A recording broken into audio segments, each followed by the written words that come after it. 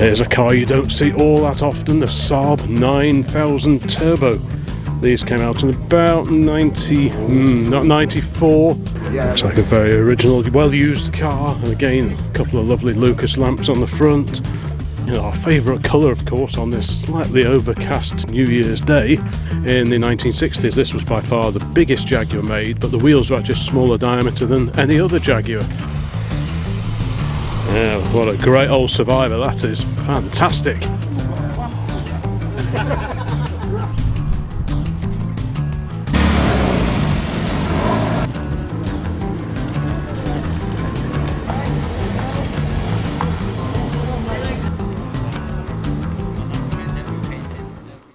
Well, good morning folks, it is another Wednesday morning and it is New Year's Day, so belated Happy New Year to everyone following the channel here at Old Classic Car. Today we are off to the Cholmondeley Arms for a New Year's Day car gathering, classic cars, sports cars and just generally interesting cars. I had thought of taking a pilot, lots and lots of rain last night, lots of flooded roads, and between us and where we are going are some historically very, very muddy roads, often quite flooded, sometimes blocked due to the flooding. So rather than take the pilots, which we did just a few days ago when we went over to Little Budworth, today we're taking the Jaguar and thought, well, we'll give it a little run. We hope to go down to Bicester in it at the weekend, so I thought it wouldn't harm to put a few miles on it.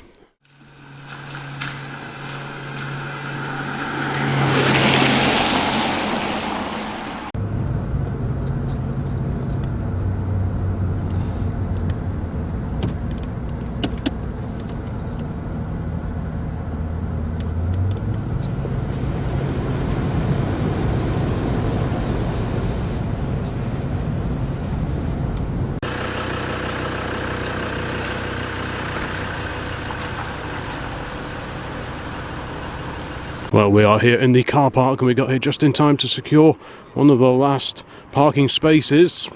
Coming in over there, I believe, is the VTEC powered Mini, followed by an MGB GT rubber bumper variety.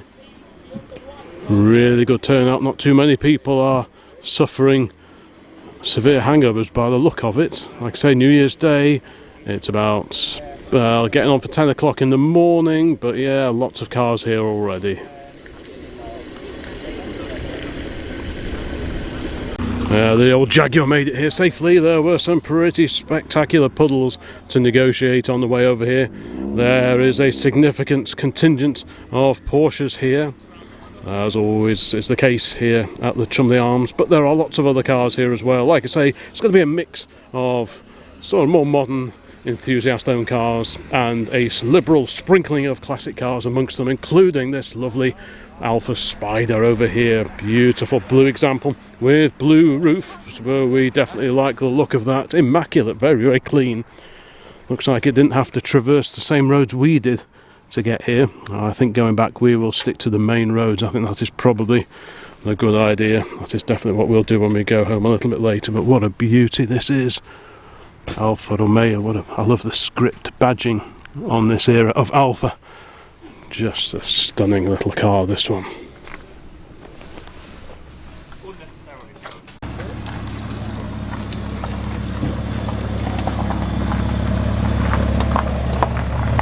Well, here's a car you don't see all that often, the Saab 9000 Turbo. This was the Type 4 project. Joint project between Saab, Alfa, Fiat and Lancia. So they co-developed a common structure and centre section. I think they all use the same doors as part of the Type 4 project, and then they went off on their own to develop the rest of the car. So this was a Saab 9000, Saab's interpretation of the Type 4 concept. There was the Lancia theme or Thema, the Alfa 164.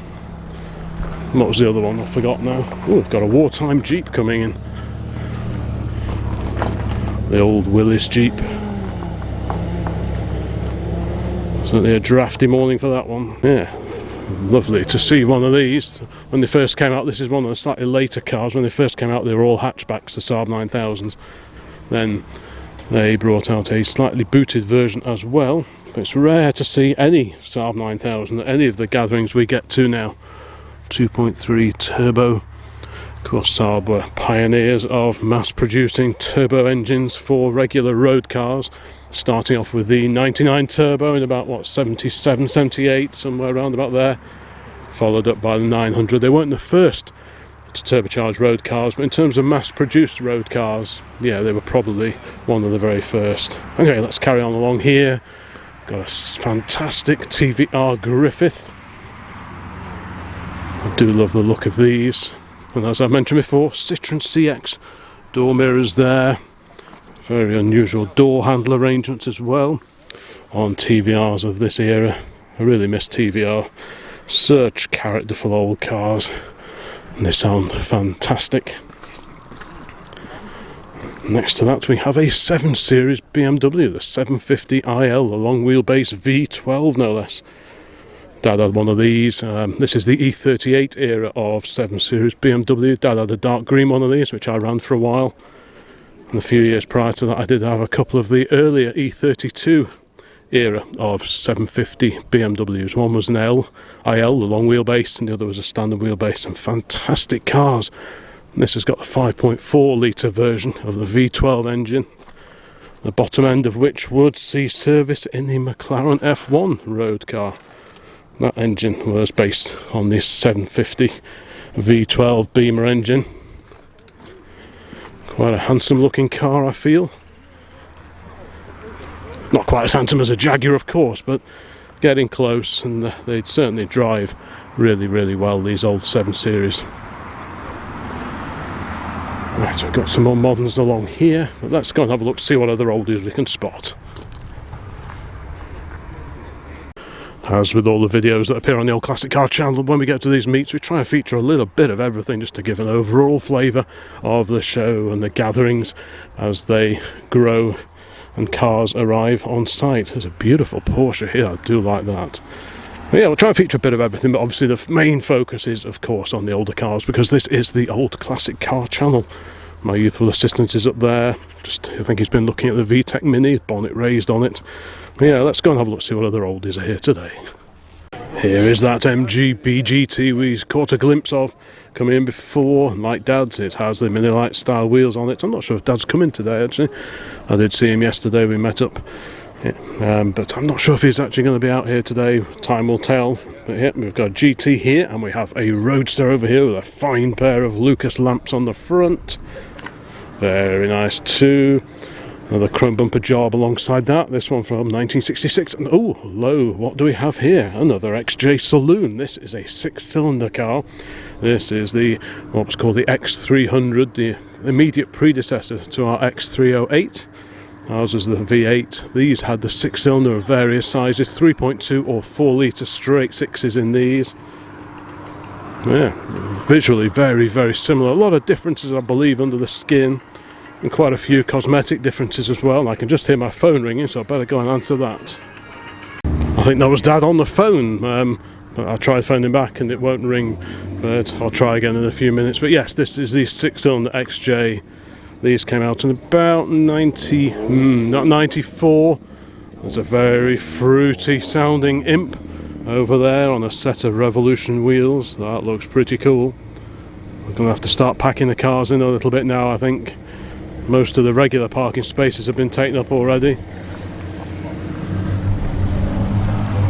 We have a Bentley Continental GT over here. Has this got a bike engine in it? Do you remember it at Swettenham? I vaguely remember it, yes. And what do we have here? We have a 67, early 67 Jaguar, the 420G.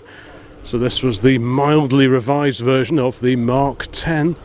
Slightly different grille, I believe, or it could be the earlier grille actually. But the strips down the side usually point to a 420G, which has got the 4.2 litre version of the famous XK engine. Over here is that lovely little fixed head Lotus Elan we saw just a few days ago over in Little Budworth. What a Bobby Dazzler that one is. There is a Morgan over there next to the Defender, and here we have the MGTF. Looks like a very original, well-used car, and again a couple of lovely Lucas lamps on the front. I'm not sure if we've seen that one before. TTD 332. Here is that wartime Jeep, the left-hand drive. Absolutely, could have been. And here the TVR 3000M. This one has featured on the channel already. Big lusty V6 Ford engine in that one. Bit of precision parking here. Let's have a quick peek inside the Jeep. Oh, looks very proper and correct. Yeah. Lovely thing. Right, Mini, this one was also at the Aqueduct Marina meeting just, was that a week ago? No, just over a week ago, wasn't it? And next to this Vauxhall here we have a lovely de-bumpered Triumph TR5, the 2.5 litre fuel injected car, forerunner of the TR6 of course. Lovely centre knock-on wheels there. We like a bit of that. Same windscreen surround as used on the early Spitfires, and it was also pressed into service, I believe, on the Mini-based Unipower GT. A couple of very purposeful Triumph tune, I think, exhaust pipes sticking out of the back. I had a very similar setup on my 2.5 Spitfire, probably 30 years ago now.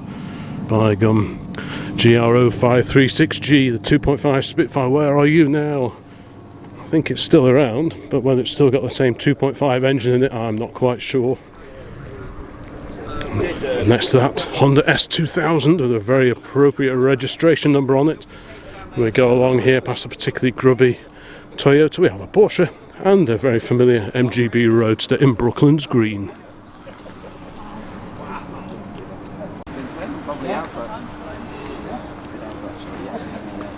This is an HMC, which looked very much like an Austin Healey, but is of much later build. I think these were BMW powered, actually. Certainly an eye-catching car. We have an Aston here, 2005 Aston Martin, so in its 20th year now. And I believe there are one or two vehicles parking up a little bit further down the road, because the car park is already pretty much full. Just look at that lovely old building. I think this used to be a school or the schoolmaster's house, I'm not quite sure which. Yeah, the headmaster's house, a little sign there. Isn't that beautiful? Yep, in this extra car park we have an Audi RS6, one of the hot Audi saloons, and this, a Chevrolet 3100, a half-ton pickup truck. Now, I think in about 1954 they switched to the one-piece screen, so the two-piece windscreen on this one tells us that this one is pre-54, so I'm guessing, what, 51, 52. I like the National Benzol sign on this old jerry can here. That's pretty cool. Mr. Mercury. It's got some greedy boards on the side here. It looks to be in pretty nice condition, this one. Yeah, so popular, these old half-ton American pickup trucks. This is quite a posh one because it's got the what's so-called 5-window cab. Lots of the Chevy 3100s and indeed the GMC equivalents have just a single screen in the back and fixed, panelled in pieces here, no extra glazing. So these little curvy windows mark out one of the slightly higher spec versions. All looks nice and original there. Sometimes the dashboards have all been chopped about and modern gauges have been fitted, but this one looks right. It's got a Fulton sun visor. Should say Fulton on this, usually says Fulton just on the side there. So it's a Fulton or a Fulton pattern sun visor on it, but certainly glowing. Our favourite colour, of course, on this slightly overcast New Year's Day. I like the wheels. Yeah, that's great looking old truck, that is. Yeah, I like that.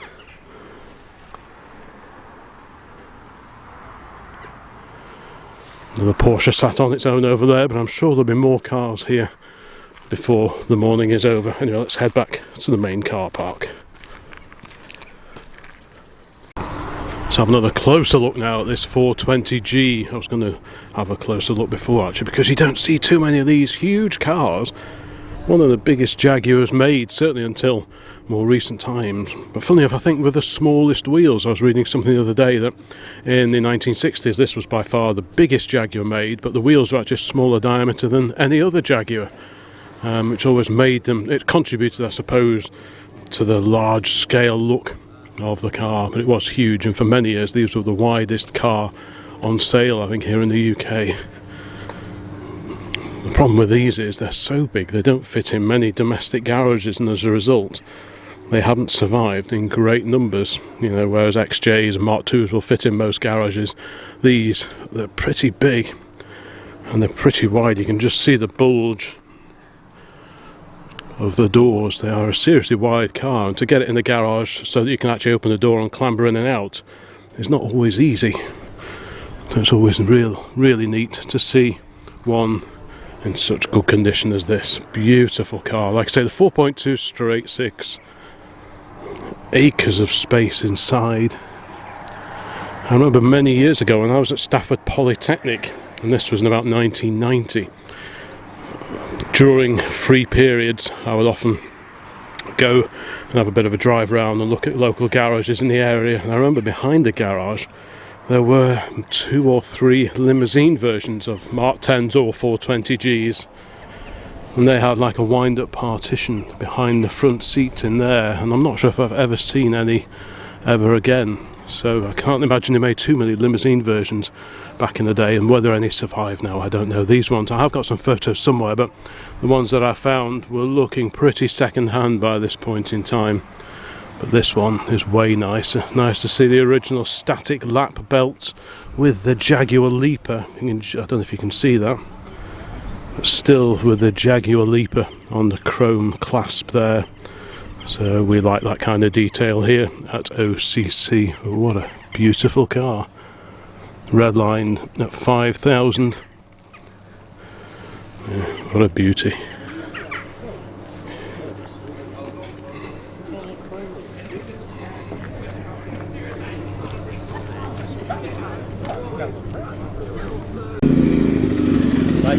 Very fruity burble from this bike engine imp.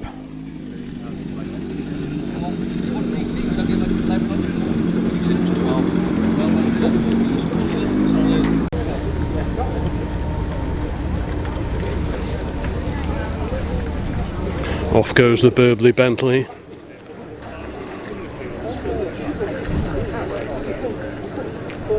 And as the Bentley departs, what comes into view but a Vauxhall Victor FB. There we go.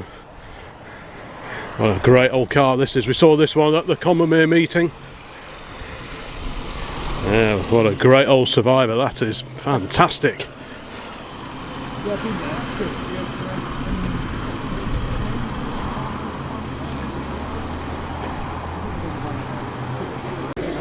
I caught my youthful assistant the other day looking at advertisements, online adverts for these, the Mark III version of the MX-5, so I think he may be having a few inklings in this direction once he's had a few years of motoring under his belt.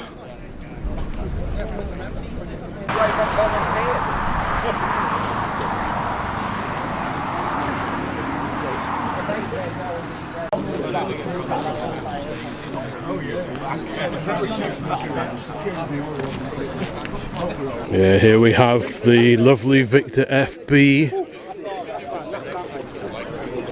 Such an original looking car, the old paint, the super old number plate, still with the correct registration number on it.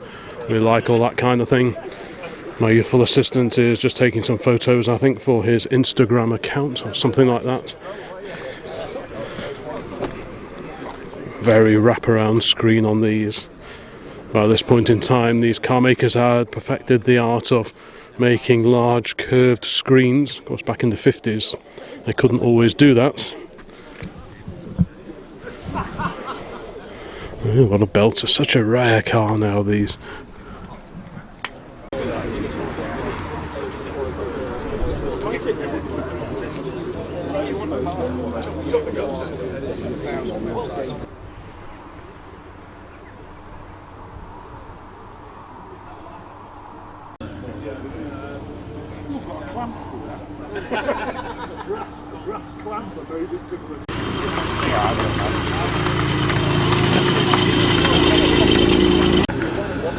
The very re-engined Mini comes past the very re-engined Hillman Imp.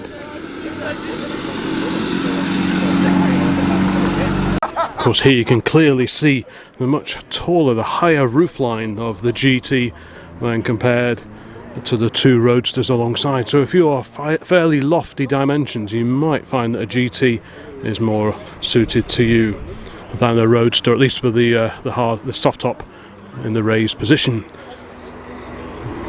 The first MGBs were all Roadsters, of course. They came out in 1962. Then the GT was announced, I think, at the motor show late in 1965, ready for the 1966 season. This was, I think it was originally penned, the change from Roadster to GT, I think was penned by Pininfarina on behalf of BMC or MG at the time. So yes, much taller roofline. Of course you got the fastback fixed roof on these as well. Yeah, it's a very sleek job they did of it. You'd think that it was actually designed this way from the outset.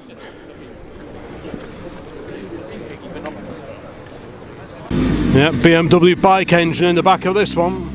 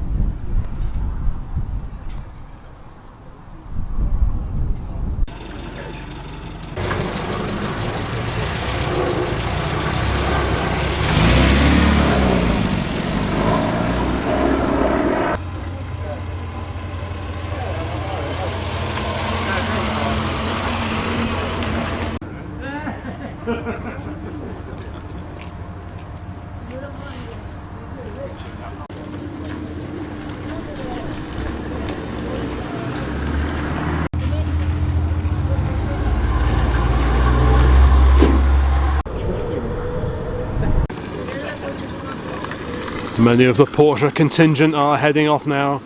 I do like this. Very nice too.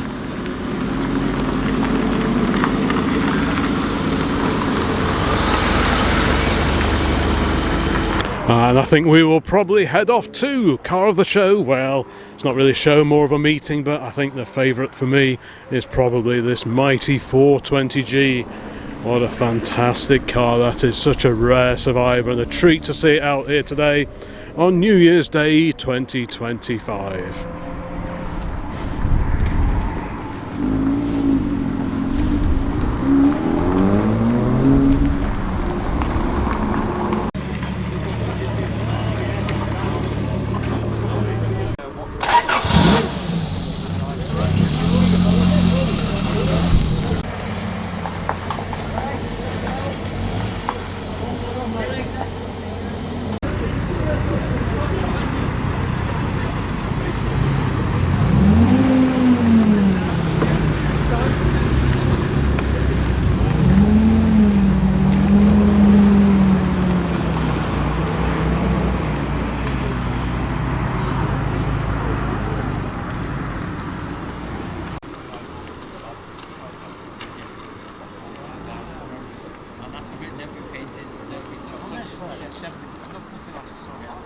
Right, we're heading off, so thank you so much for watching this one. Please check out the rest of the channel if you're new here or if you haven't looked at the back catalogue in a little while, and there'll be loads more videos along very, very soon.